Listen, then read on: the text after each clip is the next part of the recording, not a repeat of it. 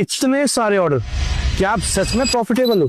बहुत सारे e commerce seller, मैं कहता हूँ तकरीबन 90% ई कॉमर्स सेलर, उनको यही नहीं पता कि वो पैसे कमा रहे या वॉल्यूम में गवा रहे हैं। उसके कई सारे प्रमुख रीजन है। पहला एक रीजन है प्राइस ड्रॉप। जिस प्राइस पे हम प्रोडक्ट को लिस्ट कर रहे हैं, क्या एक्चुअली कस्टमर उस प्रोडक्ट को उस प्राइस पे खरीद रहा है? नहीं। सपोज 300 रुपए पे हमने बेचा है, लेकिन कस्टमर उसको 100 रुपए पे खरीद रहा है। जो डिफरेंस के 200 रुपए किसका नुकसान है?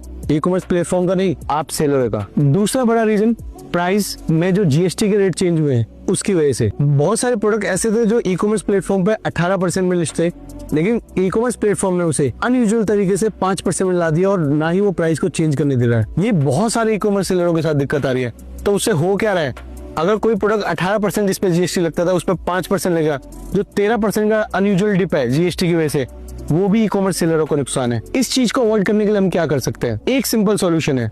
जब तक ये ई कॉमर्स प्लेटफॉर्म की सेल चल रही है, चाहे वो 15 तारीख तक चले, 10 तक चले, 12 तक चले, जिस प्लेटफॉर्म की रिस्पेक्टिव टाइम तक सेल चलिए, आप कोई भी ऐसा प्रोडक्ट सेल मत करो जिसमें आपको लॉस हो रहा है। उससे होगा क्या? होगा ये कि आप सेल के बाद सर्वाइव कर पाओगे। अगर आप इस भीड़ का हिस्सा बन गए, आप सेल में डिस्काउंट्स पे, हैवी डिस्काउंट पे बेचते रहे, तो आप सेल के बाद सर्वाइव ही नहीं कर पाओगे। क्या पता आप सेलर ही ना रहो सेल के बाद। तो मेरी हम्बल रिक्वेस्ट है, जिस प्रोडक्ट में आपको लॉस हो रहा है, जिस प्रोडक्ट में आपको कुछ बच नहीं रहा है, प्लीज उस प्रोडक्ट को पॉज कर दो, आउट ऑफ स्टॉक कर दो। सेल के बाद बहुत समय मिलेगा चेंज करने का, बेचने का।